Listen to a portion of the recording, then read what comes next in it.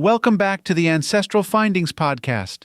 Today, discover how a chance encounter with a seasoned genealogist transformed my family history research, leading to incredible breakthroughs. Join me on this journey and learn the hidden treasures of genealogy waiting to be uncovered.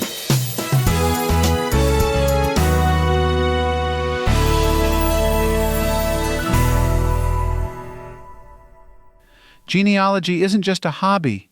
It's an adventure into the past, uncovering hidden treasures and surprising connections. One conversation in particular stands out as a turning point in my genealogy journey. This chat didn't just change my research approach, it completely transformed my understanding of family history. Let me take you back to a crisp autumn afternoon in Pittsburgh, Pennsylvania. The air was fresh with the scent of fallen leaves, and I had just finished a local genealogy workshop. Excited to dig deeper into my family's history, I headed to the library.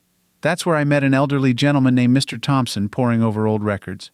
Little did I know that this chance encounter would change everything.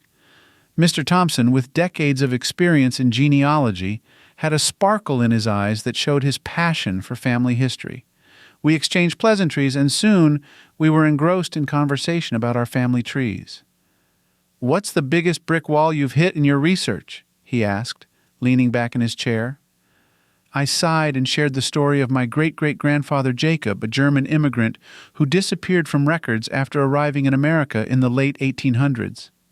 I had scoured census records, immigration documents, and city directories, but Jacob remained a mystery.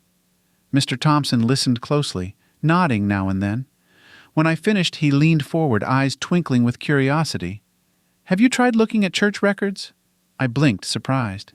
"Church records? I've thought about it, but I wouldn't know where to start." That's when the magic of our conversation began. Mr. Thompson explained that church records, especially those from immigrant communities, are gold mines of information. Baptisms, marriages, burials, these records often fill in the gaps that official documents miss. They not only provide dates and names, but also reveal connections between family members and insights into the community they lived in. Feeling a spark of hope, I asked, "But how do I find these records?" Mr. Thompson smiled and shared a treasure trove of tips. He suggested starting with churches in the area where Jacob had lived. Local historical societies or regional archives often hold these records. He also recommended reaching out to the churches directly, as many kept extensive archives. And if language was a barrier, he advised finding a local genealogical society or online community for help with translations. Our conversation stretched on, covering various aspects of genealogical research. Mr. Thompson shared stories of his own breakthroughs, like the time he found his great-aunt's birth record in a tiny village church in Ireland, unlocking a whole branch of his family tree that had been lost to history. Inspired and armed with new strategies, I thanked Mr. Thompson and promised to keep him updated on my progress. I left the library that day with a renewed sense of purpose. My next stop was the Historical Society, where I began my search for church records related to Jacob's life. It took some time and persistence, but eventually I struck gold. At a small, nondescript church on the outskirts of Pittsburgh, I found a record of Jacob's baptism. There, in elegant cursive, was not only his name but also the names of his parents and siblings. This discovery opened up new avenues of research and helped me uncover more about my family's German roots. But the impact of that conversation went beyond finding Jacob. It fundamentally changed my approach to genealogy. I began to see the value in exploring unconventional resources and realized that genealogy isn't just about collecting names and dates. It's about understanding the lives and communities of our ancestors. Every piece of information, no matter how small, contributes to a larger tapestry of family history. Mr. Thompson and I kept in touch, and he continued to be a source of guidance and inspiration.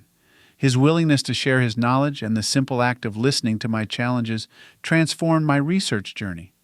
It taught me the importance of community in genealogy, how sharing stories, tips, and encouragement with fellow researchers can lead to breakthroughs we might never achieve alone.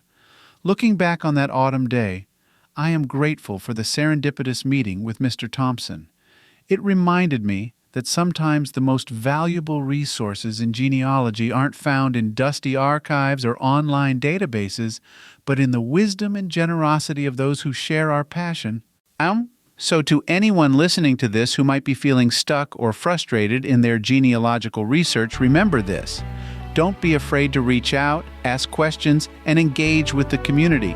Sometimes the conversation that changes your life is just a library visit away. And if you're ever in Pittsburgh and find yourself at the local library, take a moment to chat with the person next to you. You never know. You might just meet someone like Mr. Thompson, whose insights and kindness could lead you to the next big breakthrough in your family history journey.